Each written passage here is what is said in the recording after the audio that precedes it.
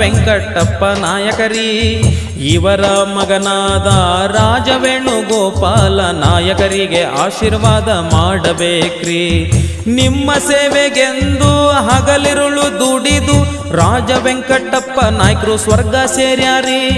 ನನ್ನ ಕೆಲಸ ನೀ ಮಾಡು, ಜನರ ಕೈ ಬಿಡಬ್ಯಾಡ ಎಂದು ಮಗನಿಗೆ ಅವರು ಹೇಳ್ಯಾರಿ.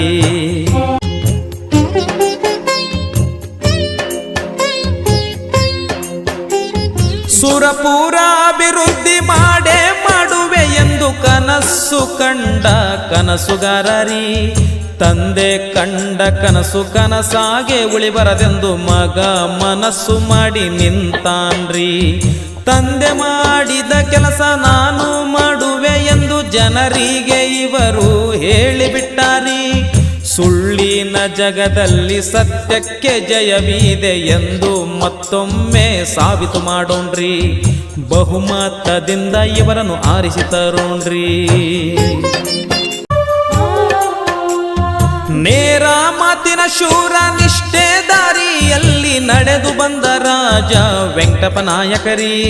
ದಿನ ಬೆಳಿಗ್ಗೆ ಎದ್ದರ ಜನರ ಚಿಂತೆ ಮಾಡುವ ನಮ್ಮ ಧೀಮಂತ ಜನನಾಯಕರಿ. ಜಾತಿ ಧರ್ಮ ಎಂದು ಹೊಡೆದಾಡೋ ಜನರ ಮಧ್ಯೆ ಒಂದಿನ ನಾನೇ ಶ್ರೇಷ್ಠ ಎನ್ನಲಿಲ್ಲರಿ. ಎಲ್ಲರೂ ನನ್ನವರು ತನ್ನವರು ಎನ್ನುತ್ತ ಯಾರಿಗೂ ಕೀಳಾಗಿ ನೋಡಲಿಲ್ಲರಿ. ಎಲ್ಲರನ್ನು ಸಮನಾಗಿ ಕಾಣುತ್ತಿದ್ದರಿ.